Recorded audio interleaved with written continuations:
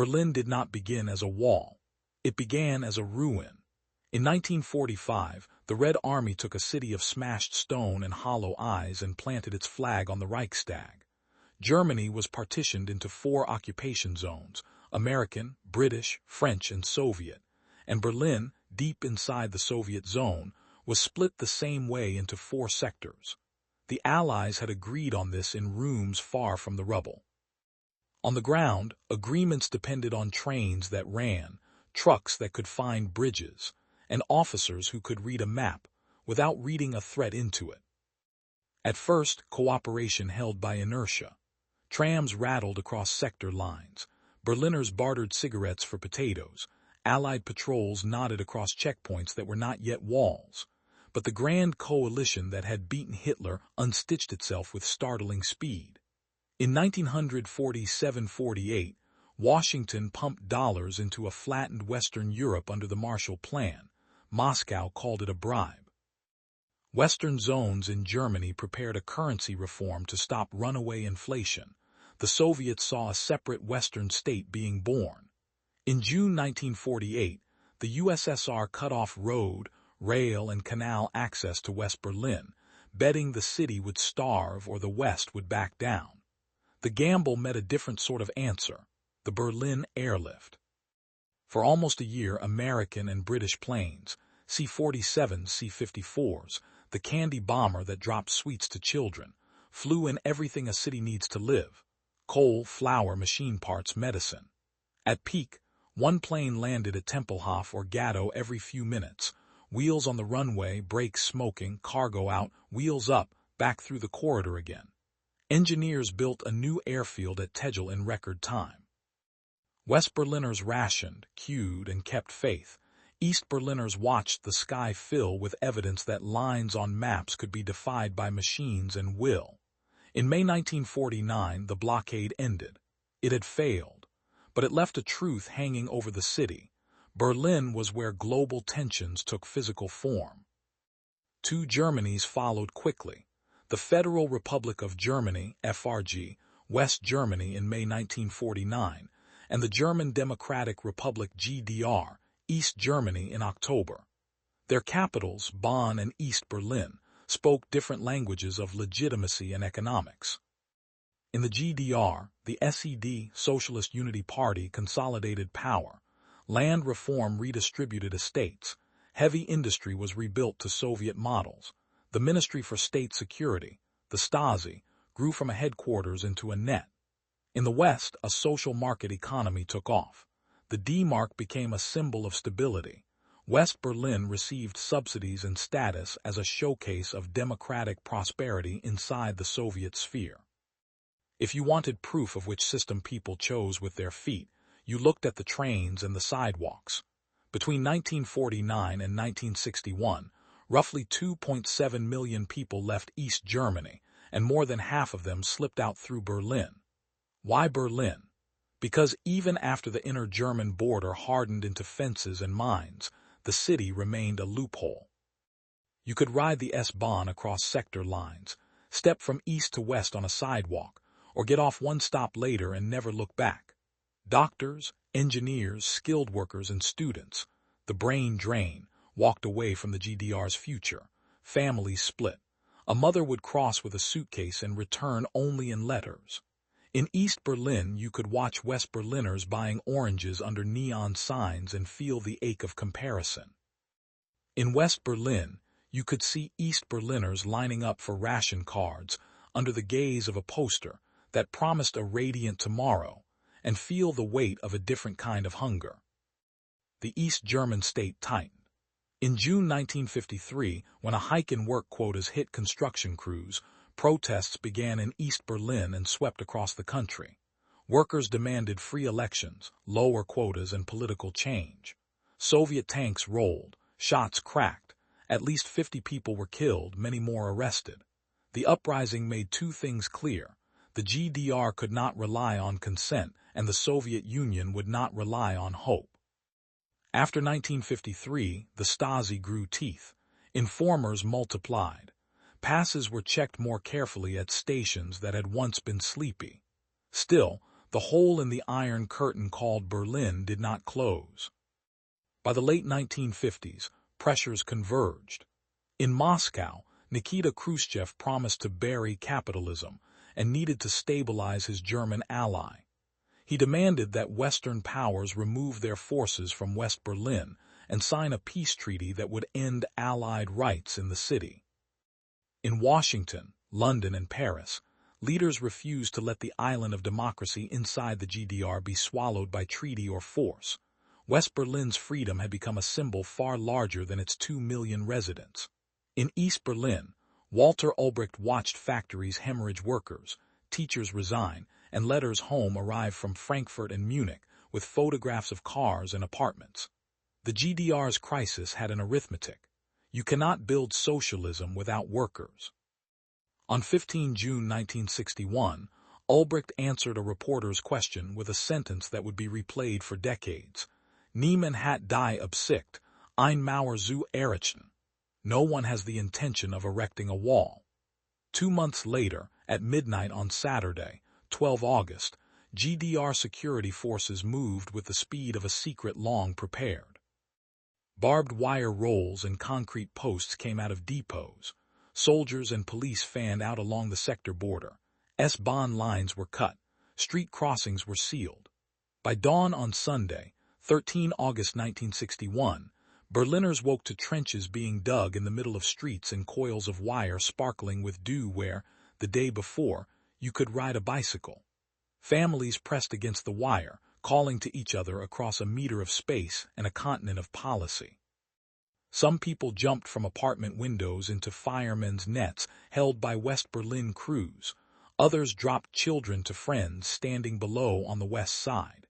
The messages on the loudspeakers used the word temporary. Berliners had learned to hear lies in passive verbs. In the following days, temporary became permanent. Barbed wire gave way to concrete. The first Berlin Wall was a patched line of cinder blocks and brick, 1 meter wide, built by bricklayers under police guard. Then came the death strip. Houses along the border were evacuated and later razed. A clear zone gave guards fields of fire. Floodlights and anti-vehicle trenches appeared.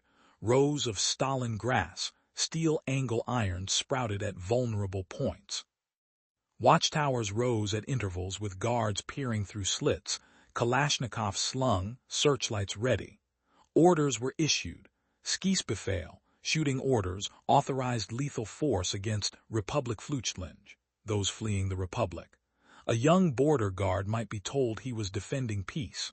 An old woman staring at the wire might have asked him to define peace. Checkpoints formalized what wire had asserted, at places like Checkpoint Charlie on Friedrichstrasse.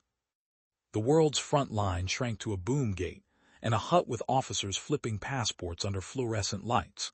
On 27 October 1961, American and Soviet tanks faced each other barrel to barrel at that crossing after East German guards demanded to check U.S. diplomats' papers. For 16 hours, engines idled, nerves stretched, and Berliners held their breath. A back-channel deal diffused it. Tanks backed up meter by meter. For the rest of the decade, West Berlin would be encircled by concrete and ritual, while East Berlin would be held in place by a wall made of material and myth. Escapes did not stop, they adapted. Tunnels were dug under foundations, cold, wet, and silent except for the scrape of a trowel. A family welded a mini-submarine to crawl the Spree. A mechanic lowered a sports car's suspension so people could slide into a hidden compartment. A pilot stole a training plane and flew low over the rooftops. Some succeeded, and newspapers ran grainy photos of reunions on the tarmac. Some failed. Peter Fechter, 18, lay bleeding in the death strip in 1962 after being shot. East German guards did not move. West Berlin police could not cross. He died against the concrete. Flowers piled on the west side of the wall as if grief could reach through rebar. Inside the GDR, the wall made the state feel durable. Factories stabilized. Trained workers could be coerced to stay. University seats were filled with predictable loyalty. But the cost was human and ideological. Families learned to celebrate birthdays by phone calls through operators, or not at all. Young people wrote to West German pen pals who might be a cousin and might be a Stasi file. The state built housing blocks and theaters. It also built a habit of lying to itself about what kept people from leaving. In West Berlin, life rearranged around an enforced island. Allied soldiers bought beer in Kreuzberg. Subsidies kept rents low. Experimental art flared.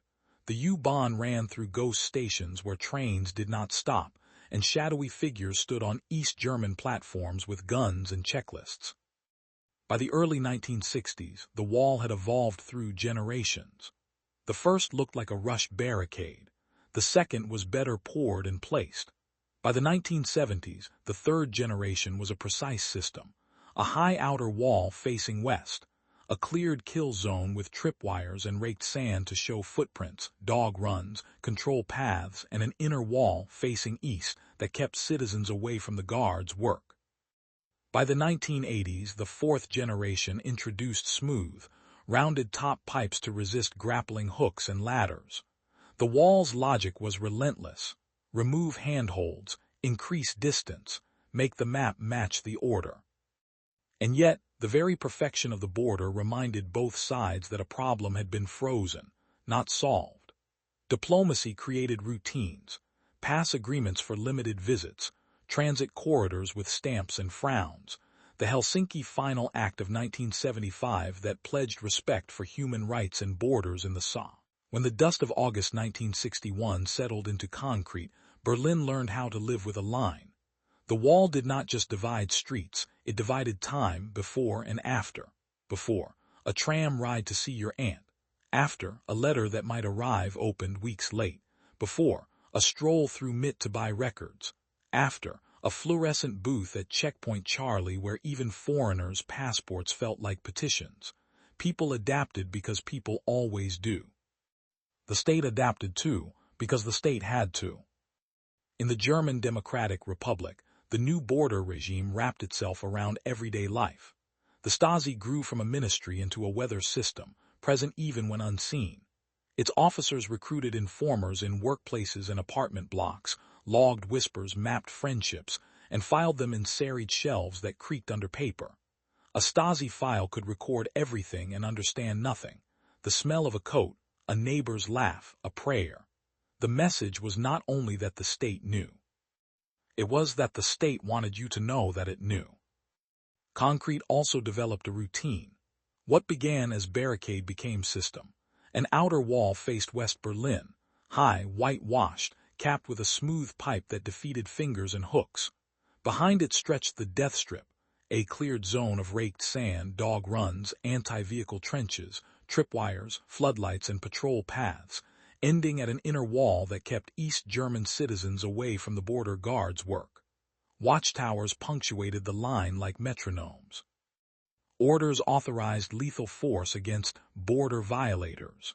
Guards were told they defended peace. Some believed it. Some stared across the strip and saw a cousin's balcony and believed something else. Escapes did not stop. They changed shape. In 1962, Peter Fechter, a bricklayer barely 18, was shot trying to scale the wall near Checkpoint Charlie and bled out in the death strip as West Berliners shouted and East German guards looked on, an image that stuck harder than any poster. Others ran faster than bullets. In 1961, a young border guard named Konrad Schumann vaulted a coil of barbed wire in an early photograph that became a symbol before the wire even hardened into concrete. Tunnels sank under foundations. Tunnel 29, dug from the west in 1962 by students and masons, brought 29 people to daylight and headlines. Tunnel 57, in 1964, pulled 57 through before informers and police toppled its secret supports. In garages, families sewed a hot air balloon from bedsheets. In 1979, two households, Strelzik and Wetzel, floated into history under a silk sphere and a rising moon. A mechanic cut a car's springs so escapees could slide into a hidden cavity. A pilot stole a training plane and flew low over rooftops. Not every plan became a reunion. Not every failure became a headline. In the GDR statistics, Republikflucht was a crime. In family albums, it was a blank page with faces missing. West Berlin became an island by decree and a laboratory by accident. Protected by Allied rights and subsidies, exempt from West German conscription, and encircled by an adversary, the city grew an unruly grace. Students marched in the late 1960s. Artists made performance into politics. Clubs and squats thrived in Kreuzberg's shadowed courtyards. The underground train rattled through ghost stations in East Berlin, where armed guards stood on dim platforms and trains did not stop. Radio and television gave the lie to walls. West German broadcasts reached most of the GDR. Families gathered at night to watch Tagesschau on sets with the volume low, except in the valley of the clueless around Dresden, where mountains blocked the signal and propaganda found fewer competitors. The West listened to the East too, to whispered sermons, to banned songs, to the quiet defiance of a joke told 100 times. The formalities of division became routines that themselves felt temporary, then eternal, then temporary again. After Christmas 1963, under the First Pass Agreement, some West Berliners were allowed limited, supervised visits to relatives in the East. They lined up for hours, paperwork in hand, for permits that were favors, not rights. More transit agreements followed in the 1970s. West Berliners learned the currency exchange booth's peculiar arithmetic, Zwangsumtausch, a compulsory swap of hard currency for East German marks that could be spent in state shops, intershops, or not spent at all. East German pensioners were gradually allowed visits to the West, teenagers were not. When an elderly woman cried on a West Berlin sidewalk in 1973, it was because she had seen her grandson for the first time in 10 years, and in 2 hours would be back on a bus with a border like a border again. Politics tried cautiously to make room for breath. Willy Brandt's Ostpolitik at the start of the 1970s, Brandt kneeling in Warsaw, treaties with Moscow and Warsaw, the Four-Power Agreement on Berlin 1971, the Basic Treaty between FRG and GDR 1972, did not remove the wall. It did remove some of the nonsense around it. West Berlin's status was regulated. Access routes were regularized. Embassies opened. The GDR joined the United Nations. The Helsinki Final Act, 1975, wrote 2 promises into 1 sentence: respect for borders and respect for human rights, and dissidents across Eastern Europe learned to point to the second as leverage against the first. Daily life advanced under the wall's shadow in ways that felt normal because normal was what people made when they had to. In the East, prefabricated Plattenbau neighborhoods rose, Marzahn, Hellersdorf, rows of concrete panels bolted into flats with central heating, kindergartens, and blackout curtains. Creches and after-school programs were plentiful. Sports clubs turned children into champions. East German swimmers and gymnasts won medals that smelled of chlorine and discipline. Trabis, tiny 2-stroke cars, put families on waiting lists and eventually on weekend drives to the Baltic with tents and jars of pickles. Lines formed for oranges at Christmas. Intershops sold Western goods for hard currency to those with access. A folk joke defined socialism as the state that wins the race between shortage and propaganda by announcing victory. The state was not only shortages and jokes. It could be generous and cruel in the same paragraph. Doctors and childcare were available. The rent was low. The price for a book was a career. The Stasi had an ear at the table. Writers learned where the adjectives ended and the interrogations began. In 1976, the poet-singer Wolf Biermann was stripped of citizenship while on tour in the West. Protests signed by artists and professors followed. The state took names. Churches, protected by a bargain rooted in East German history, offered limited spaces where a conscience could breathe. Peace groups folded paper cranes. Environmental circles counted dying trees. And pastors held prayers for peace that were prayers for truth. In the West, everyday abundance sat a few stops from melancholy. Subsidies kept rents down and fuel cheap. Cafes stayed late. American soldiers went to the cinema on Clay while Soviet garrisons ate dinner in Karlshorst. The smell of coal in winter was the smell of a city that was not supposed to be permanent. Students in the 1970s marched for causes whose addresses were far away. In the 1980s, punks in the East and West both wore leather and disdain for a future drawn by other hands. The island built its own myths. Boulevard newspapers sold headlines as theater. West Berliners joked that the most dangerous thing in their city was the S-Bahn, yet they still rode it to go dancing. The wall's perfection demanded maintenance. Guards rotated, dogs ran, lights flickered on at dusk. Border soldiers carried rules that could ruin lives and wondered whether the last person to climb the wall was their age. Some guards fired. Some deliberately missed. A few fled west mid-shift, headlines for a week and a file forever. On Glenick Bridge, spies were traded in the fog while television cameras whispered a new fairy tale. Once upon a time, a man walked from one system to another under the stare of men with binoculars, and nobody fired a shot. Most people made their peace in smaller ways. A woman carried 3 heavy nets of groceries home on the S-Bahn and set them down on a parquet floor polished by a grandmother who had lived through air raids.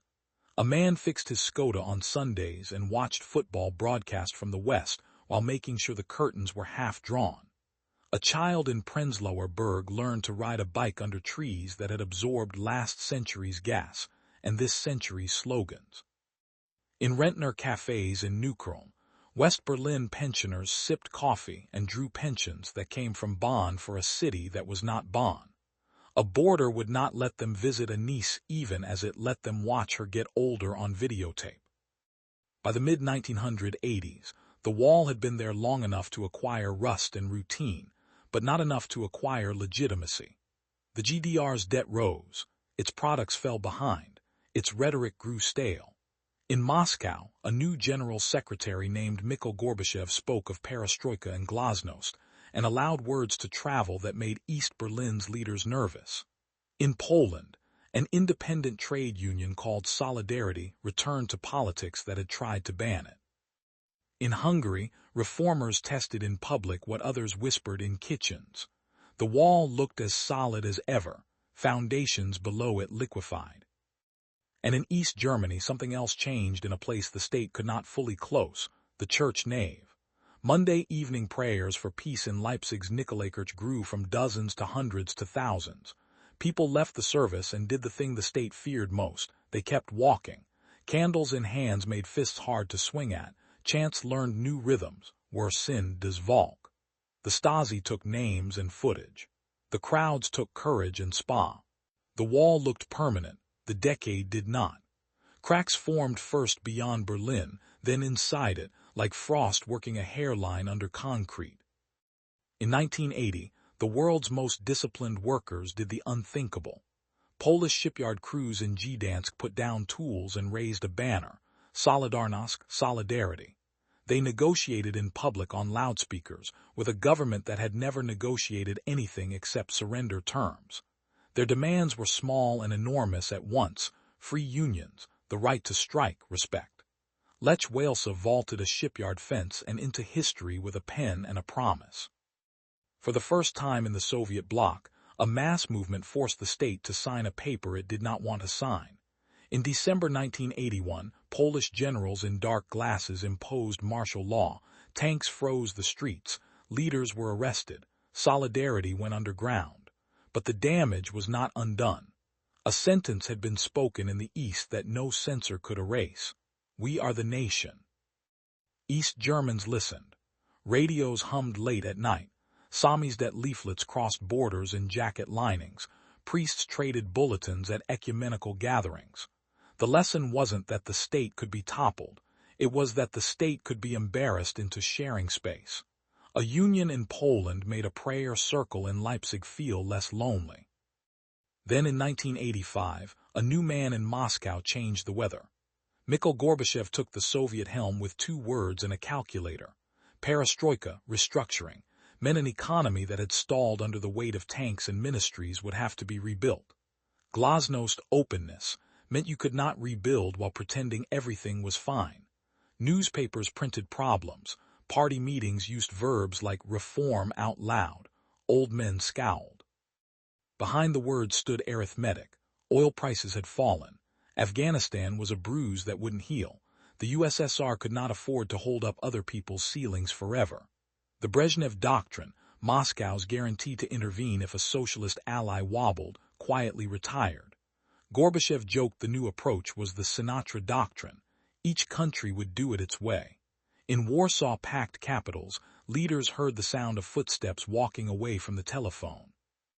East Berlin did not clap. General Secretary Erich Honecker, leathery and cert, had built a state on predictability. Unemployment was structurally impossible. Shortages were problems of distribution. The wall was anti-fascist protective. Gorbachev's vocabulary threatened more than policy. It threatened the habit of pretending. In 1987, he visited East Berlin and talked about acceleration and renewal. The SED applauded and changed nothing. At the GDR's 40th anniversary in October 1989, he returned to reviewing stands and fireworks. Crowds chanted, "Gorbai, Gorbai," and "Visa-free bis Hawaii," visa-free to Hawaii, under the noses of men who had policed slogans for a living. Whatever Gorbachev did or didn't say to, "Who comes too late is punished by life," became legend more than transcript. The message Berliners heard was plain. Moscow would not save those who wouldn't save themselves. The first physical cut in the Iron Curtain happened not in Berlin, but in a field between Hegyeshalom and Nikolsdorf. Hungary had been reforming by inches for years under János Kadar's goulash communism, mixing market elements with one-party rule. By 1988-89, the old guard was yielding to reformers. Miklos Nemeth, Imre Pazke, who concluded that fence mending with the West was cheaper than fence mending along the border. The 210-kilometer strip of electrified alarm fencing on Hungary's frontier with Austria had become obsolete and expensive. In May 1989, Hungarian border troops in broad daylight and before cameras began dismantling it. Wire coils fell, posts lifted, cutters clicked. Hungarians called it modernization. East Germans saw bolt cutters snipping their future loose. Word traveled faster than trains. East German citizens could visit other socialist states on vacation. That summer, tens of thousands took their holiday in Hungary, with suitcases that looked like immigration. Campgrounds near Lake Balaton filled with trabis and tents that had maps inside them. Families drove to the Austrian border and walked the fence line like tourists at a zoo with no animals. Border guards checked papers by the book and shrugged at the holes in the book. On 19 August 1989, at the Pan-European picnic near Sopron, announced as a symbolic open gate for a few hours, hundreds of East Germans sprinted through an actual open gate into Austria while Hungarian guards looked away or looked at their boots. It was supposed to be a gesture. It became an exodus. In September, Hungary officially opened its border to the west for East Germans. Floodgates are metaphors until you see one, and then they're not. The GDR leadership felt the boat list and pulled harder on the wrong oar. It pressed Hungary to close the holes. Budapest declined.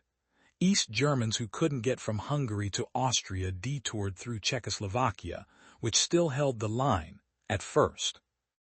The courtyard of the West German embassy in Prague filled with tents and strollers. Then it filled with thousands more, faces turned up to a balcony where a foreign minister from Bonn, Hans Dietrich Genscher, appeared on 30 September and delivered a sentence people wanted so badly that they cheered before he finished it. "We have come to tell you today that your departure," the rest of the phrase, "has been agreed with the GDR authorities," was drowned out by joy. Special trains would carry them west. The trains ran through East German territory. In Dresden and other stations along the route, crowds gathered, some to shout goodbyes, some to try to jump aboard, some to scream at the state that forced them to choose between home and exit. Police swung batons, windows shattered, cameras recorded, sensors failed. Exodus has a politics. Every East German who left was a vote of no confidence the SED could count but not announce. Honecker called them traitors and promised that the border would hold. On 7 October, the GDR celebrated its 40th birthday with parades and goose steps. Gorbachev stood on the dais looking like a man who knew cake frosting when he saw it. In the streets, police cracked heads. In private, Politburo members counted the days. On 18 October, Erich Honecker resigned, pushed out by colleagues who feared a storm he could no longer read. Egon Krenz, younger but soldered to the same template, took the chair and spoke of renewal in a monotone. Meanwhile, a sentence that had begun in churches in Leipzig finished its clause. "Wir sind des are the people."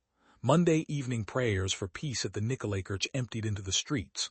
On 4 September, a few hundred walked. On 25 September, they were thousands. On 9 October, while the state prepared for a Chinese solution, whispered about after Tiananmen, 70,000 people filled the ring road with candles.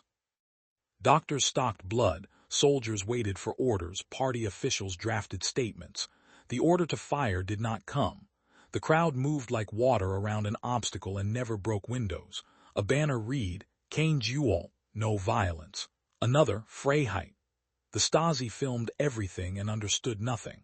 That night became a hinge. A system that cannot shoot and cannot concede is a system that must move. Across the country, the pattern repeated, with local accents.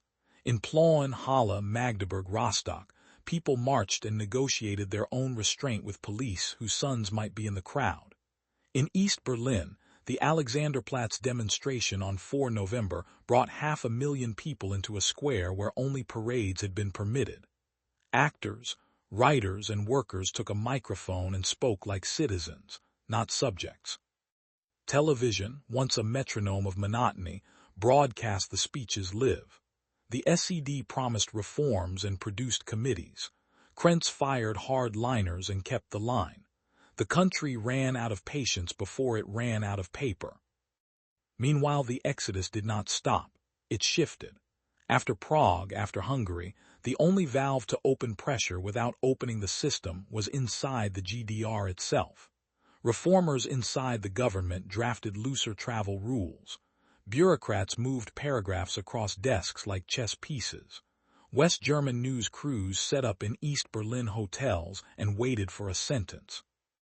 On 9 November, the party's new spokesman, Günter Schabowski, walked into a press conference with a stack of papers, a bad brief, and a live feed to both Germanys. In his notes was a draft. New travel regulations would allow private trips abroad with permits to be introduced without delay. He read the paper like a man trying to find a light switch in a strange room. A journalist asked the question that would redefine a continent. When does it take effect? Schabowski peered at his notes, blinked, and said words that landed like a strike on an old bridge. "Das tritt nach meiner Kenntnis ist das sofort, unverzüglich." As far as I know, it's immediate without delay. He meant paperwork tomorrow. The people heard borders tonight. Within minutes, the sentence flew over telephones and television. Crowds drifted toward checkpoints, Bornholmer Strasse, Invalidenstrasse, Checkpoint Charlie, not in a rush, but in a tide that built by the hour. Border guards had no orders. They called superiors and got silence, dithering, or the command to stamp down a nation with rubber. At Bornholmer Strasse at 10:30 p.m., a lieutenant colonel named Harold Yeager watched his men shake and the people swell.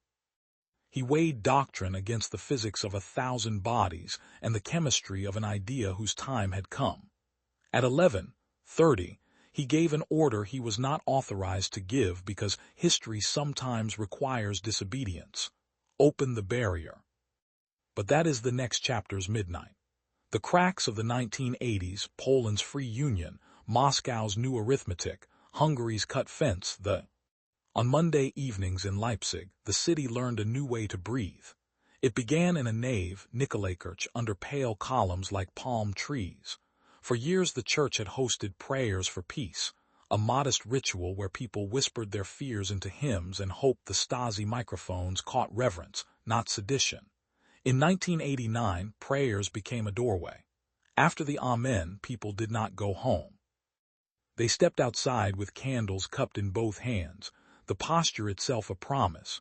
If you hold a flame, you cannot throw a stone. On 4 September, a few hundred walked the inner ring road. Police followed, filmed, and shoved. Plainclothes agents slipped into the crowd like stones in a river. On 11 September, it was 1,000. On the 18th, thousands more.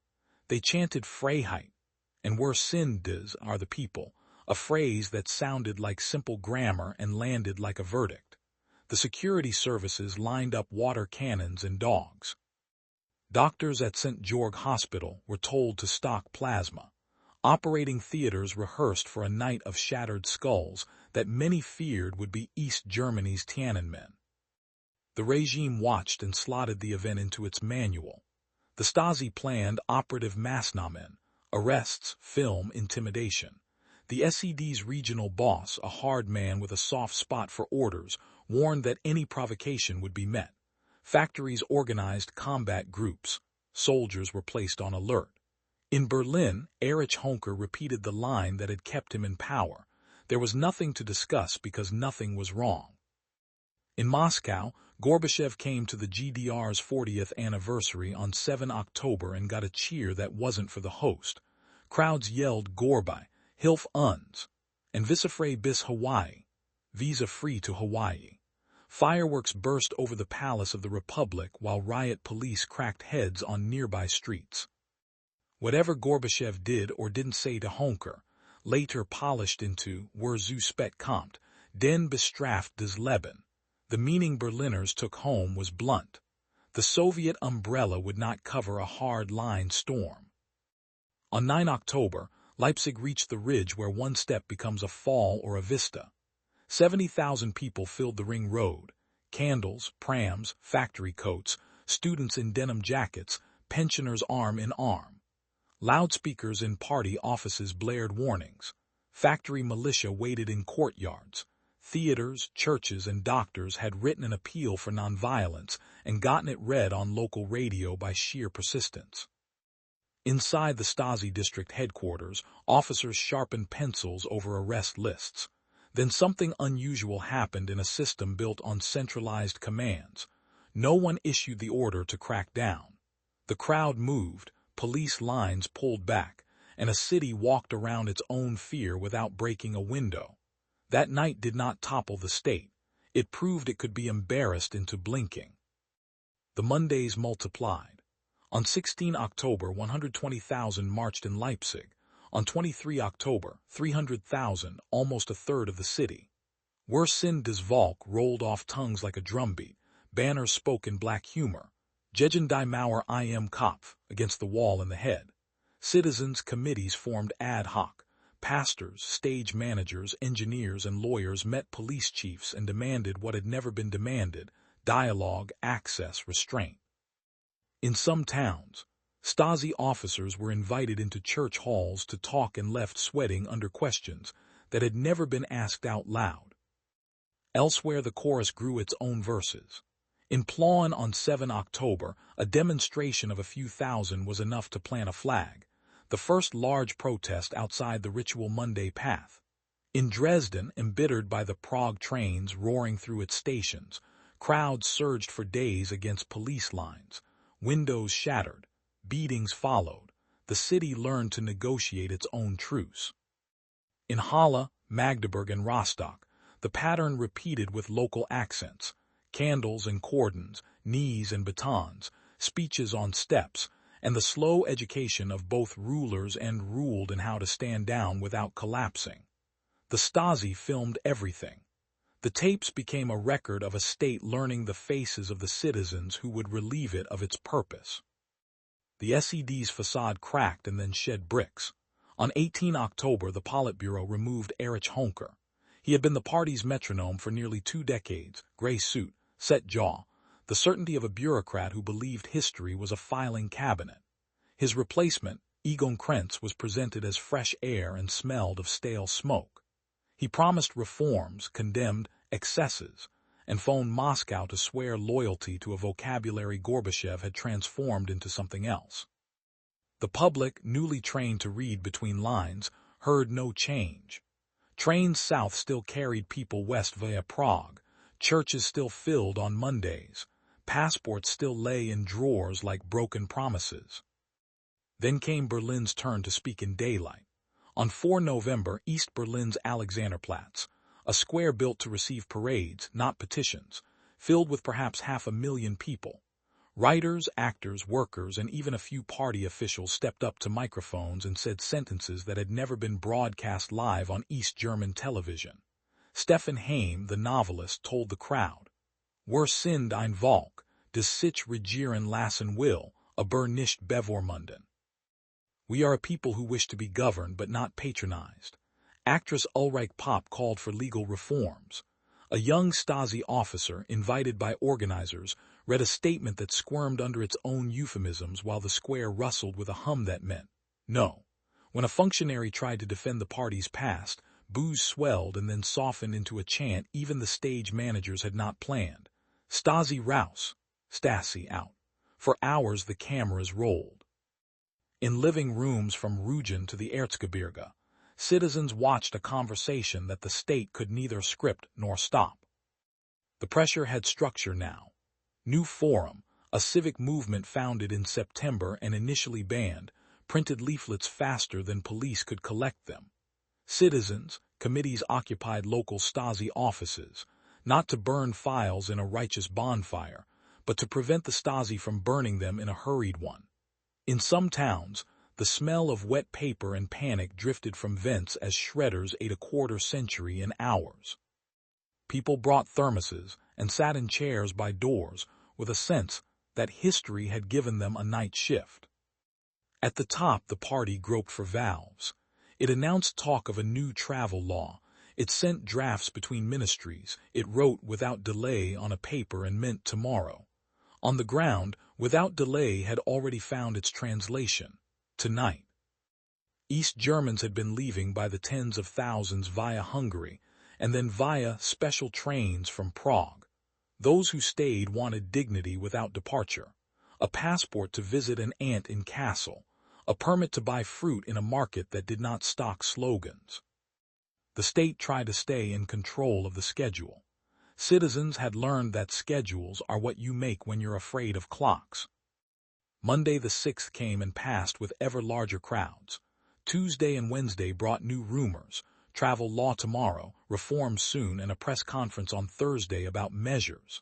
Inside the SED Central Committee, men who had practiced certainty for a living shuffled papers and nervously smoked. The country they claimed to represent had already moved on. The wall still stood, grim and tidy with raked sand and fresh paint. Its purpose had begun to wobble. Its pride had begun to rust. On Thursday, 9 November, a party functionary walked into a press room with a sheaf of notes. His name was Günter Schabowski. He had not been in the meeting where the travel law had been finalized. The paper in his hand contained the sentence the regime hoped would ease pressure. Private trips abroad for East German citizens would be possible on application.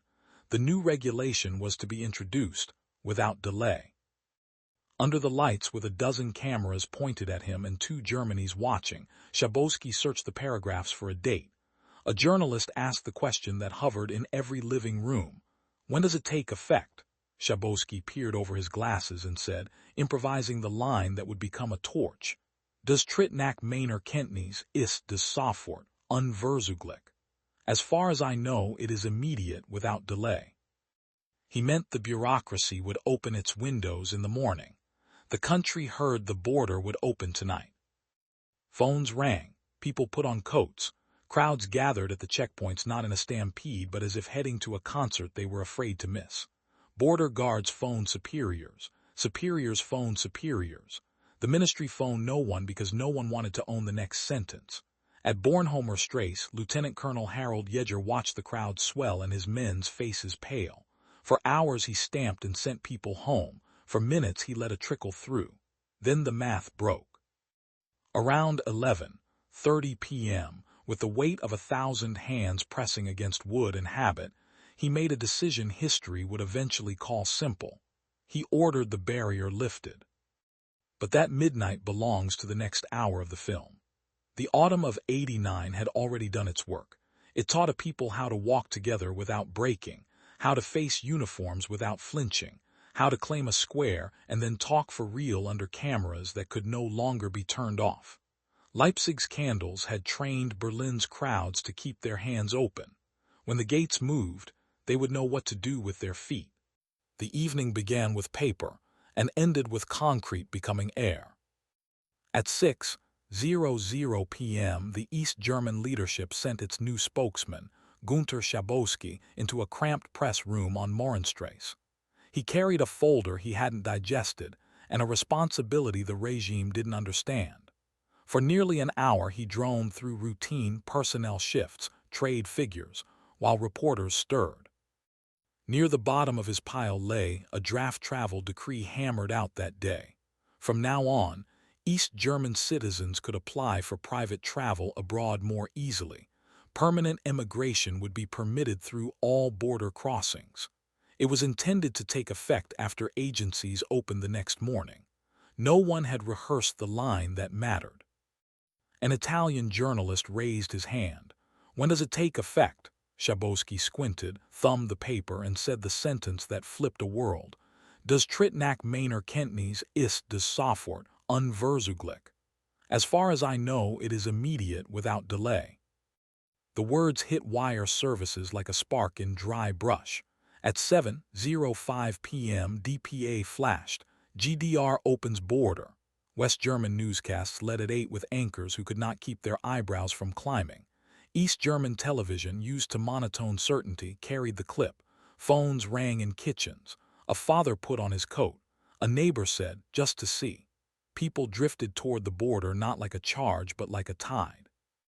At Bornholmer Strasse, the checkpoint on a bridge spanning railway lines and a seam in history, Lieutenant Colonel Harold Yeager took the late shift with a headache and thin orders. His men had watched the press conference, too. Between 8:00 and 9:00 p.m., hundreds pressed up to the first barrier, waving ID cards and the evening's rumor. Guards called superiors, superiors called superiors. The line above them crossed its wires, allowed temporary crossings for particular cases, stamped passports in a way that invalidates them, and Entwerdung, so those who leave cannot return. It was a bureaucrat's trick that made exit an exile. Yeager tried the trick. A trickle stepped forward. The stamp, ungültig, hit the page like a cold slap. Some pulled back from the window, unwilling to lose citizenship for a night's look. Others shrugged, said enough, and walked through with hearts in throats. The crowd did not shrink. It thickened. By 10:30, Bornholmer Strasse was a human engine. The guards were shoving back, then letting a handful through, then shoving again. Parents hoisted children to see over wool and breath. The bridge flexed under 1,000 feet. Orders came down to push the crowd back. Then orders came down to close the gate. Then orders came down to let provocateurs pass to relieve pressure. Yeager stared at the white stripe across the asphalt and weighed what came next. At 11:30 p.m. he made a decision that would enter footnotes and then monuments. "Wir öffnen die Schrank." We opened the barrier. The red and white arm lifted with an unceremonious click. For a heartbeat, no one moved. Then the crowd flowed, rushing, walking, weeping, laughing, hands up, hands out, hands holding hands. West Berlin police, stunned into smiles, waved people on and offered directions. Travis bumbled across, horns blaring like toy trumpets in a stadium. A man hugged a stranger so hard they both lost their hats. Cameras drank the light. Everything that had been ritual for 28 years, present passport, endured the stare, except the crash of a stamp, turned theatrical and then farce. Guards at other checkpoints, seeing the news on West German TV and hearing the roar from their own streets, made the same calculation. Around midnight, Invalidenstrasse opened. Then Chaussee-Strasse, Waltersdorfer Chaussee by the airport. By 1:00 a.m., the map of Berlin looked like a sieve with lights moving through the holes. People did not only cross, they climbed. Near the Brandenburg Gate, West Berliners boosted East Berliners onto the wall's crown, boots scraped paint, champagne popped, sparklers hissed. Mauerspecht, wallpeckers, appeared with hammers and chisels and knocked the first wounds into concrete. The gate itself would not be an official crossing until December, but its quadriga looked down on a people who had decided protocol was a memory. A boy stood on the wall and cried without knowing he was crying. Somewhere in Bonn, the West Berlin mayor, Walter Momper, said on television, voice breaking, "Wir sind heute die glücklichsten Menschen der Welt in, are the happiest people in the world tonight in Berlin." In living rooms on both sides, television showed images that made grandparents grab the arms of chairs, faces pressed against screens to find a cousin.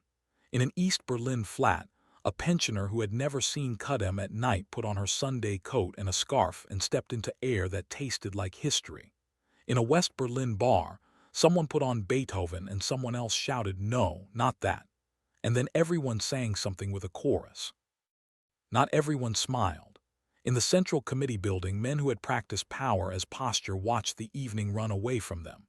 Egon Krenz called ministries, ministries called border troops, the phone tree returned a forest of shrugs. There would be no Chinese solution. Moscow, when it picked up the line, offered congratulations and then distance. The shooting order that had never been admitted needed no cancellation. The guards had canceled it with gentle hands and looked away eyes. In the first hours, fear flared and died in stuttering moments. A clap sounded like a shot. A harboring siren froze a block, then turned out to be a tram that, for once, nobody minded missing. A West Berlin policeman looked at the flood and thought of crush hazards, then saw strangers grabbing strangers to steady them and breathed again. A guard at a small crossing kept stamping until his wrist ached, then stopped because no one was watching the stamps anymore. Some crossed to taste the West and went home before sunrise with oranges in pockets and eyes that could not close. Others slept on a cousin's couch in Charlottenburg and woke to the oddness of a different morning. The next day they queued at Kreissparkassen for Begrüßungsgeld, the 100 Deutschmark, welcome money. West Germany had been putting aside for this moment without knowing the date, and bought bananas, Beatles records, or a drill. A woman took the 100 D-mark and tucked it, unspent, into a Bible. A man bought chrysanthemums and took them home to put on a grave he had visited last in 1961. For the guards and for the Stasi officers who had watched a nation through keyholes, the night was a form of release and a beginning of audit. Some suffered breakdowns. Some drank. Some went home and slept like children for the first time in years. In the days that followed, citizens' committees would seal Stasi offices to prevent bonfires of files. On this night, the only bonfires were sparklers in mittened hands. Those who had tunneled and floated and died were not there to cross. People remembered them anyway. Flowers appeared at places like the memorial for Peter Fechter. Tourists who would one day take selfies were not here yet. Berliners carried the city over a threshold with grief and giggle in the same throat. And while it felt like the end of something brutal and the beginning of something better, it was also the start of a year of difficult choices. How to turn euphoria into law. How to fold an economy into another without breaking those who would bend. How to write a treaty for a continent. The answers lay in negotiation rooms and town halls, in currency exchanges and treaty tables. But none of those rooms would have opened without this night's hinge. A sentence, a crowd, a lieutenant colonel, and a barrier lifting like a yawn after a long fear. Berlin learned that walls fall two ways, all at once and because they have been unloved for years. The morning after feels like a miracle until it becomes a list. In the weeks after the wall opened, Berliners did what people do when history finally breathes. They went to work late, hugged strangers, took photographs, and then began to write down what must happen next. A country doesn't stitch itself together with sparklers. It uses ballots, banknotes, and treaties. First came the talk at kitchen tables and in rooms with microphones. In East Germany, round-table meetings gathered opposition groups, church leaders, and the disoriented remnants of the ruling SED. They made emergency law by conversation, free elections, a new travel regime, a ban on destroying Stasi files, and the promise that the state would belong to its citizens long enough for the citizens to decide what to do with it. Hans Madrow, the Reform Prime Minister for the twilight months, tried to keep the shop open while the inventory changed every day. On 18 March 1990, East Germans voted freely for the first time. Turnout was enormous. The result was decisive. A coalition led by the East German Christian Democrats, aligned with Helmut Kohl's CDU in the West, won on the promise of quick unification and Blühende Landschaften, blooming landscapes. Lothar de Maizière formed a government and sat down opposite Bonn to plan the wedding, not the courtship. The clock began to run in bank ink. The currency question wasn't a detail, it was the front door to reunification. Prices speak louder than speeches. On 1 July 1990, Tag der Währungs, Wirtschafts- und Sozialunion, the Deutschmark became legal tender in the East. People queued in the dawn light for their first crisp notes. Children clutched the blue 50 like a flag. Wages, pensions, and small savings were converted at 1:1, larger savings at 2:1, debts redenominated. The East German mark der Alu chip left pockets and vocabulary. Shop signs changed overnight. Oranges piled in windows that had once displayed only what factories could deliver. Along with the joy came a shock economics professors had warned about and families felt in their bones. An entire planned economy now had to sell its goods at world prices. Many could not. New institutions arrived with new names. The Treuhandanstalt, a trust agency, was created to privatize, restructure, or close roughly 8,500 state-owned combines and hundreds of thousands of smaller enterprises. It moved fast, too fast for some, too slowly for others, selling off steelworks and shipyards, breweries and bookstores. Efficiency improved on paper. Unemployment, a word that had been deemed impossible, appeared on notice boards. The East breathed cleaner air within a few years as filthy smokestacks shut. It also learned the weight of out of work. The border fell in stone. It rose in resumes. Meanwhile, diplomacy set the outer frame. Germany was still technically under four power rights dating to 1945. To regain full sovereignty and settle borders, the two German states needed the assent of the four occupying powers: the United States, the Soviet Union, the United Kingdom, and France. The 2+4 talks, two Germanys plus four allies, began in May 1990 and did a decade's work in months.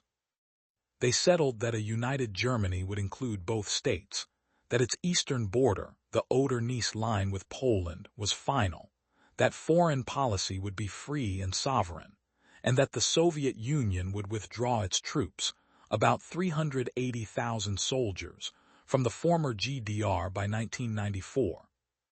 There would be no stationing of foreign NATO forces and no nuclear weapons in that eastern territory for the foreseeable future, assurances that mattered in Moscow's domestic politics as much as in Berlin's. The treaty was signed in Moscow on 12 September 1990. The occupation era ended with signatures, not salutes. Soviet consent had its own price in poetry. In July 1990, Helmut Kohl and Mikhail Gorbachev met in the Caucasus. Photographs show men in shirt sleeves walking in high meadows. Communiques record hard numbers, billions of Deutschmarks in credits and aid, support for housing Soviet troops returning home, and a timetable for leaving. The Caucasus handshake closed the last open question. A united Germany could be in NATO. Reunification was no longer a hope, it was a schedule. Back home, lawyers and legislators translated euphoria into articles. The basic law Grundgesetz had foreseen two paths to unity: write a new constitution, Article 146, or allow states to accede to the Federal Republic, Article 23, as then written. Speed and consensus pointed to accession. On 23 August 1990, the East German Parliament Volkskammer voted to join the Federal Republic under Article 23 effective 3 October 1990. The Unification Treaty Einigungsvertrag, signed on 31 August, spelled out the knitting. Federal laws extended east. The Länder, new states, Brandenburg, Mecklenburg-Vorpommern, Saxony, Saxony-Anhalt, Thuringia, were recreated. Courts, administration, and social insurance were folded in. West Berlin and East Berlin became one city-state. Capital question would be fought another day and decided in 1991 in favor of Berlin over Bonn by a few dozen votes. On the ground, the year felt like scaffolding. Border installations were dismantled. The death strip became meadows and bike paths. The wall was chewed into souvenirs and a few memorials. The National People's Army, NVA, was dissolved. Soldiers were demobilized or integrated into the Bundeswehr after screening. The Stasi's offices were sealed and then opened to citizens in a process that would become a world precedent for file access. The Gauck Authority, created in 1991 and named for its first commissioner, Joachim Gauck, came later. In 1990, it was enough that the shredders had been stopped and the keys handed to neighbors. Town halls posted minutes. Mayors explained budgets under fluorescent lights. People learned the unglamorous civics of a free country, the right to be bored in meetings that mattered. Not all North arrows pointed up. Rents rose, subsidies melted. Life savings converted at set ratios felt thinner at the cash register. Ossie and Wessie, terms that began as jokes, grew teeth in office kitchens. But there were also scenes that made arithmetic feel like lyrics. A couple from Magdeburg driving to the Baltic without a permit.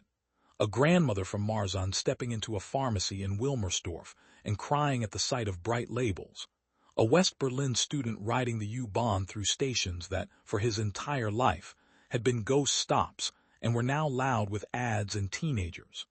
Unity came with receipts and recipes, with bitterness and banter. At 1,000 small kitchen tables, people worked out what the news meant in rent and school districts, in cousins, visits and soccer allegiances.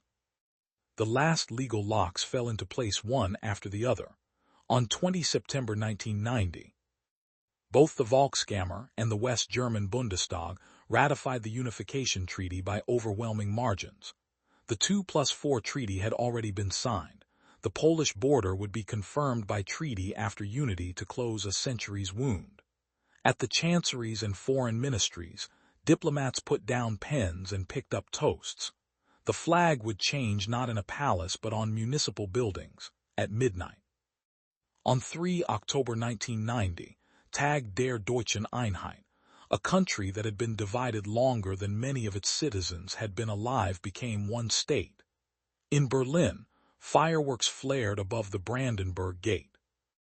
In the pre-dawn, a small ceremony on the Platz der Republik lowered the black-red-gold flag of the Federal Republic that had flown over West Berlin, and raised a new one for a larger Federal Republic that now included 5 more states, and a history none of its neighbors could ignore. Orchestras played Beethoven. Politicians spoke speeches we remember mostly for the fact that they were no longer impossible to deliver in that place. The next day, work resumed. The first all-German election would be held on 2 December 1990. Helmut Kohl would win on the promise he had already begun to deliver. Soviet troops would dig foundations for housing in the east and begin to pack, slowly, then quickly, then suddenly all at once by the end of 1994. The German capital question would be decided in 1991. Government ministries would hire movers.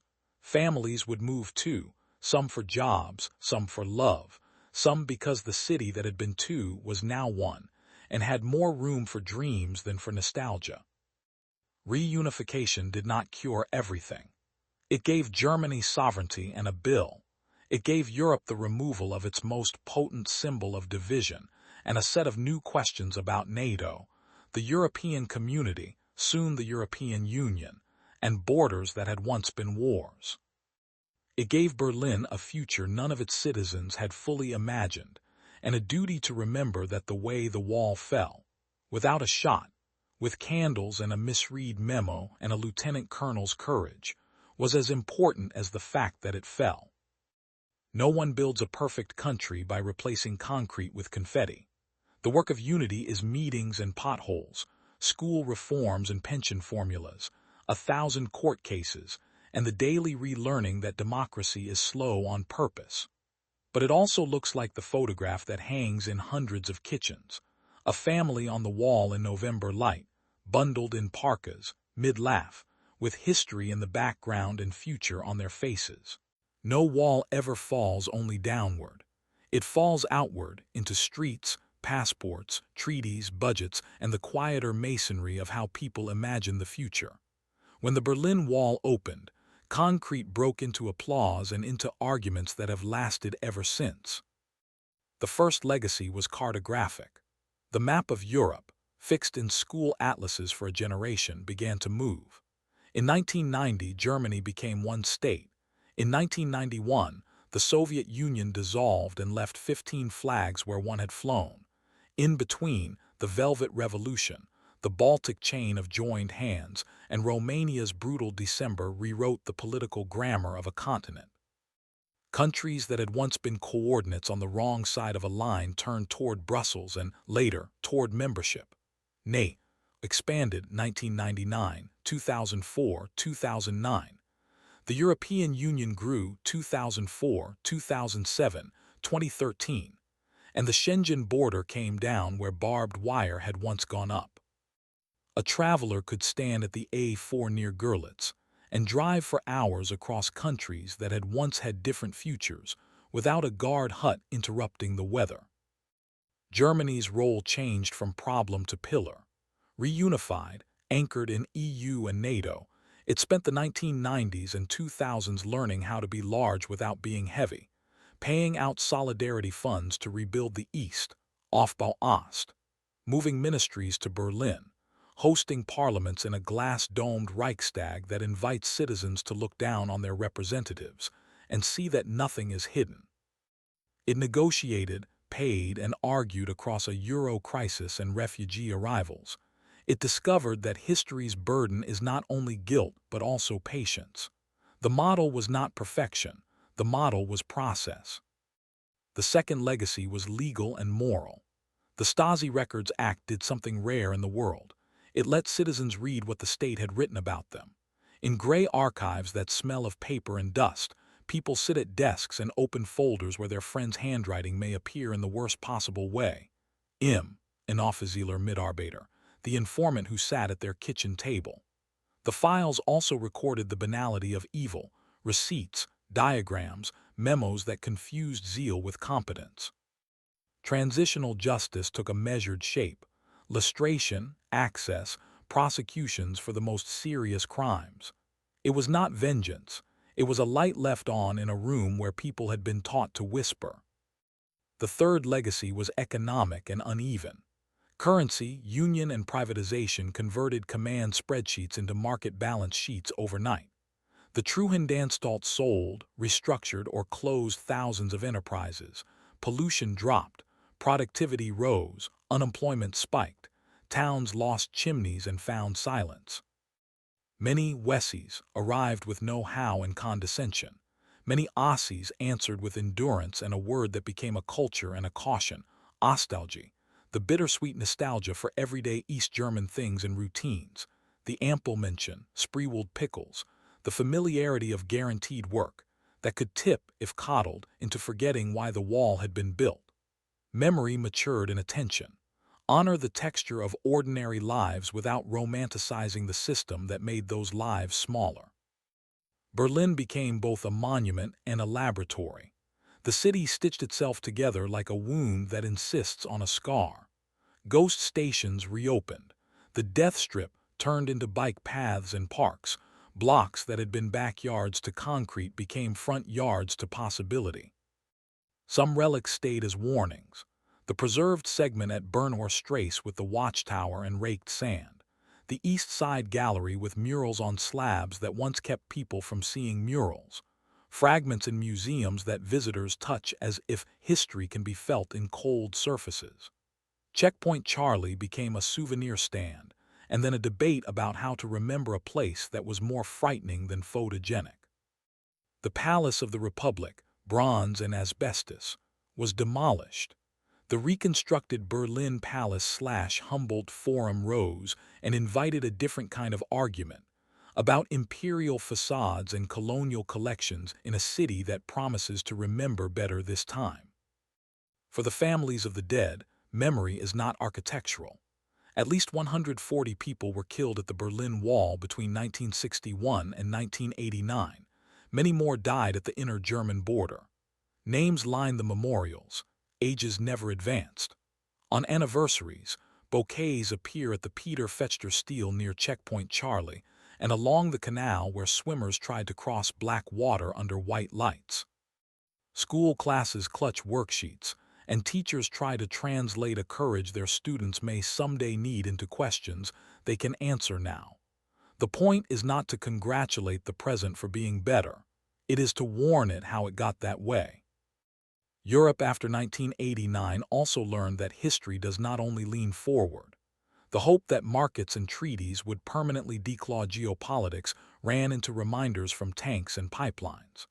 Russia's post-Soviet decade of tumult produced, by the 2000s, a leadership that called the USSR's collapse a catastrophe and treated neighbors' sovereignty as negotiable. The optimism of the 1990s met the realpolitik of the 2010s. The wall's lesson survives this. Borders that fall by consent are not excuses to ignore borders elsewhere.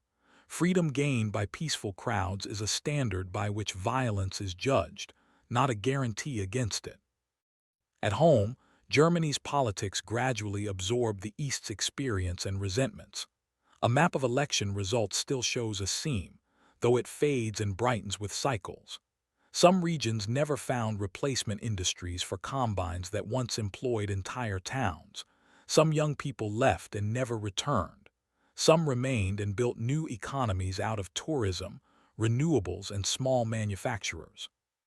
The social ask of reunification, money from west to east, patience from east to west, curiosity both ways, turned out to be a generation's work, not a budget line. The wall's fall also left a global cultural vocabulary. It gave us a way to talk about division that is not only geological, fault line, or medical scar, but chosen and unchosen at once. Politicians reaching for applause still say tear down this wall, sometimes to mean courage, sometimes to mean demolition without plans. Protesters from Kiev to Hong Kong have sung 1989 as a key their opponents do not like to hear. The phrase "Wer sind das Volk" resurfaced in later years on mouths that wanted to exclude rather than include. Memory replied with its second clause from November 1989, "Wer sind ein," are one people, and then with an older one that makes both clauses possible. Alle Menschen sind frei und gleich in Würde und Rechten geboren. Everyone is born free and equal in dignity and rights. There are private legacies, too. A woman in Prenzlauer Berg who could not visit her mother's grave in Spandau for 28 years still takes the S-Bahn across the river on her birthday and leaves chrysanthemums. A retired border guard who never fired his weapon gives tour at a memorial and explains to teenagers what orders sounded like and how they can say no. A family in Kreuzberg keeps a small chunk of wall on a bookshelf and vacuums it as if it were a houseplant. A bicyclist rides the Mauerweg on a Sunday morning, and at a certain curve near the Teltow Canal, imagines a floodlight switching on in a past that is no longer his. The wall taught 3 hard lessons that remain homework. First, walls are not built overnight. They are prefaced by years of fear, euphemism, and the quiet normalization of emergency. Second, walls seldom fall to a single blow. They fall to persistent, boring courage, meetings, leaflets, prayers, Monday after Monday, and to the decision by people in uniform to interpret their duty as restraint. Third, after a wall falls, replacing it with a bridge takes longer than expected and more material than speeches. Schools, media literacy, archives open to the curious, and taxes that feel like solidarity rather than alms. If you walk today along Bernauer Strasse at dusk, the preserved strip glows softly. A tram rings its bell. Children pretend the thin steel steels are a maze and run laughing between absences that used to be a no-go zone. Tourists take photographs where families once took risks. A plaque says a name and a date. The city says, in its new grammar, that the past is not an alibi, it is an assignment. And as the sky darkens above the Brandenburg Gate, the quadriga looks west and east at the same time, as if pleased that horses can finally face both directions without tugging the reins. The night of 9 November 1989 felt like a miracle. The years after taught that miracles are maintenance. The wall is gone. Its lesson remains. The most powerful borders are the ones we refuse to defend with fear, and the most durable freedoms are the ones we keep teaching to people who did not live the night the gate lifted.